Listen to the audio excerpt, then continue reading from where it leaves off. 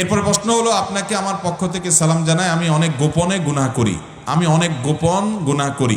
আমার বয়স 21-22 বছর হবে। আমি তওবা করে ধরে রাখতে পারছি না। আমার এমন অবস্থায় বিয়ে করার মতো সুযোগ নেই, কারণ বাবা মার মধ্যে মিল মহব্বত নেই। এখন আমার করণীয় কি, দয়া করে বলবেন। অনেক যুবক ভাইরা আছেন এই রোগের রোগী, যে তাদের দ্বারা অনেক গোপন গুনাহ হয়। হস্তমৈথুন করেন, মাস্টারবেশন করেন, ব্লু ফিল্ম ইত্যাদি দেখেন মোবাইলের মধ্যে। এগুলো থেকে বাঁচার জন্য আপনাকে কয়েকটা হার্ড ডিসিশন নিতে হবে। মনে রাখবেন, এগুলো আপনার দুনিয়াকেও শেষ করবে, আখেরাতকেও শেষ করবে, মেধাকেও শেষ করবে, স্মৃতিশক্তিও শেষ করবে, দৃষ্টিশক্তিও শেষ করবে, আপনাকে সব দিক থেকে ধ্বংস করে দিবে। এবং এই গুণাগুলো থেকে বাঁচার জন্য আপনাকে শক্ত সিদ্ধান্ত নিতে হবে। অপারেশনে যেতে হবে, অ্যান্টিবায়োটিকে কাজ হবে না। অপারেশন কি? অপারেশন হলো যেই মোবাইলের কারণে আপনি হারাম জিনিস দেখেন না, ফেসবুক আইডিতে গিয়া, গুগলে গিয়া, আপনি কি অ্যাপ যে আছে, যে অ্যাপ দিয়ে আপনার সবগুলো ওপেন করে, সেরকম কোনো অ্যাপ দিয়া আপনি এরকম গুনাহ করেন, তাহলে সেক্ষেত্রে প্রয়োজনে এই স্মার্টফোন 4-6 মাসের জন্য বিক্রি করে ফেলাই দেন। একটা বাটন ফোন কিনেন, ওইটা দিয়ে কাজ সারেন কিছুদিনের জন্য। মনকে বুঝাবেন যে মন, 6 মাস পর আবার কিনে দেবো, তুমি কান্দাকাটি করিও না, 6 মাসের জন্য আমি মোবাইলের তালাক দিলাম। এরকম যদি 4-6 মাসের জন্য মোবাইলকে ছেড়ে দিতে পারেন, ইনশাআল্লাহ আপনি হিম্মত করে করেন, দেখবেন আল্লাহ তাআলা আপনাকে বাঁচায় নিয়ে আসছে। চোখের গুনাহ যেখানে হয় সেই জায়গায় যাবেন না, তাহলে আস্তে আস্তে নিজেকে নিয়ন্ত্রণ করতে পারবেন। এবং আমাদের তরুণ বন্ধুরা, বেশিরভাগ তরুণরা এই গুনাহগুলোতে আজ আক্রান্ত। এগুলার চূড়ান্ত সমাধান হলো বিয়ে শাদী। কিন্তু বিয়ে শাদী তার বললেই হয় না। উপার্জন করবেন, কমপক্ষে মহরের টাকা জোগাড় করবেন, তারপর বিয়ে শাদী হবে। তারপরে যারা মুরব্বীরা আছেন তাদের কর্তব্য, এই যে ছেলেফেলেরা প্রশ্ন দিচ্ছে, মুরব্বীরা যারা আছেন তারা একটু প্রশ্ন শুনে কিছুটা শিক্ষা গ্রহণ করার চেষ্টা করেন। পোলাপান কত গুনাহের ভয়াবহ সাগরে তারা হাবুডুবু খাচ্ছে। অনেক বাবা আছেন জানছেন না আপনার ছেলে গুনাহে লিপ্ত, আপনার মেয়ে গুনাহে লিপ্ত, আপনি জানেন না। ফিতনার সময় চলছে, অতএব উপযুক্ত হলে তাদেরকে বিয়ে দিতে কোনো গড়িমসি করবেন না। যত দ্রুত সম্ভব তাদেরকে বিয়ে দেওয়ার উদ্যোগ নেবেন। যুবক পোলাপানের মিছিল দেখে অন্তত বোঝার চেষ্টা করেন। আল্লাহ রাব্বুল আলামিন আমাদের মুরব্বীদেরকে হেদায়েত দান করুন। তাদের সন্তানদেরকে উপযুক্ত হলে বিলম্ব না করে বিয়ে দেওয়ার ব্যবস্থা করুন। সন্তান কি খাওয়াবে এই চিন্তা নিয়ে টেনশন, তো একটা সহজ পলিসি বলি বাবারা। ঠিক আছে, সন্তান এখনো ছাত্র মানুষ, পড়ালেখা করবে, এরপরে চাকরি বাকরি করবে, ব্যবসা বাণিজ্য করবে, তারপরে বিয়ে শাদী করাবেন, এই চিন্তা করছেন তো। এখন তো সে বিভিন্ন মেয়েদের ফাঁদে পড়ে গুনাহ করবে, জেনা করবে, গুনাহ আপনারও হবে। এবং এগুলোর কারণে এই যে দাম্পত্য জীবনে সুখ শান্তি নেই।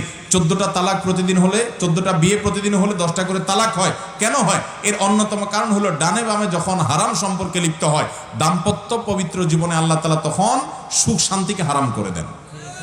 বেশিরভাগ মানুষগুলো অবৈধ সম্পর্ক বিয়ের আগে করার কারণে তাদের ওই বৈধ সম্পর্কে আর ভালো সম্পর্ক থাকে না। ওই যে আমি একটা কথা প্রায় সময় বলার চেষ্টা করি, সফট ড্রিঙ্কসের ঝাঁঝের মতো এটা ভালোবাসা। একবার বোতলের মুখ খুলে ফেলছেন, একটু ঢেলে খেয়ে ফেলছেন, এরপর মুখ যতই আটকান আপনি, আগের ঝাঁঝ আর থাকবে। অতএব ভালোবাসা আল্লাহ যা দিয়েছেন সব জমায় রাখেন নিজের বউয়ের জন্য, অজাগায় কুজাগায় খরচ করে। এরপরে আসল টাইমে দেখবেন যে ভালোবাসার পুঁজিতে টান পড়ছে। অতএব যুবকরা 2 নম্বর পথে যাবেন, সব জমা করে রাখেন বউয়ের জন্য, এবং ওইরকম একটা বউ খুঁজে রাখেন যে সব জমা করে রাখছে তার জামাইয়ের জন্য। তাহলে ইনশাল্লাহ বেটে বলে হবে। আর না হলে দুইজনেরই পুঁজির টান আছে, দেখবেন যে ভালোবাসা জমে না।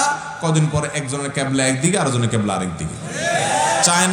চায়না মাল যতটা লাস্টিং করবে আপনাদের বিয়ে ততটা লাস্টিং করবে, চায়না মালের চাইতে খারাপ হয়ে যাবে। অতএব মুরব্বীরা, বাবারা, ছেলে মেয়েরা নষ্ট হয়ে যাচ্ছে, বোঝার চেষ্টা করেন। এজন্য অল্প বয়সে তাদের বিয়ে দেন। যেটা পলিসি বলতে চাইছিলাম ভুলে গেলাম, সেটা হলো যে ছেলে এখনো পড়াশোনা করছে, মেয়ে এখনো পড়াশোনা করছে, এখনো বিয়ে আপনি দিতে চাচ্ছেন না, হয়তো মাত্র তার বয়স 19, 20, 21, 22, ঠিক আছে, আরো পরে বিয়ে দিবেন, সে চাকরি বাকরি করুক, মহরের ব্যবস্থা করুক, ভালো কথা। একটা বুদ্ধি করতে পারেন, সেটা হলো এই ছেলে তলে তলে অন্য মেয়েদের সাথে হারাম রিলেশন করবে, আপনার প্রেমের নামে 2 নম্বরই করে বেড়াবে, আর মেয়েরাও এরকম হারাম সম্পর্ক করবে। কোনো না কোনোটা ক্ষেত্রে হয়তো এরা করবে। বেশিরভাগ ছেলে মেয়েরা আজকাল আক্রান্ত।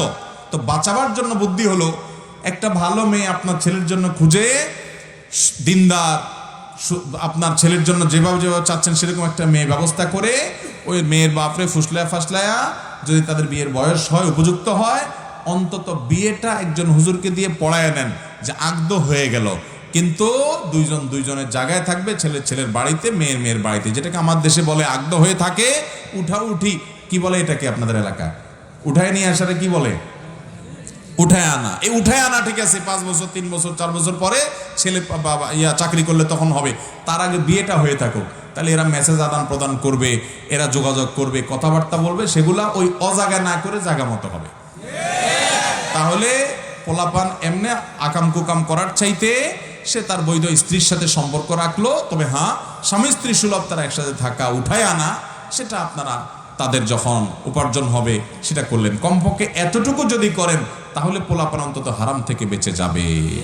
বাবারা, নিজেদের সন্তানদের চরিত্র যদি না বাঁচিতে পারেন তো এই সন্তান কখনো নেককার হবে না। এই সন্তান আপনার দুঃখের কারণ হবে, আপনি নিজে এটা সাফার করবেন।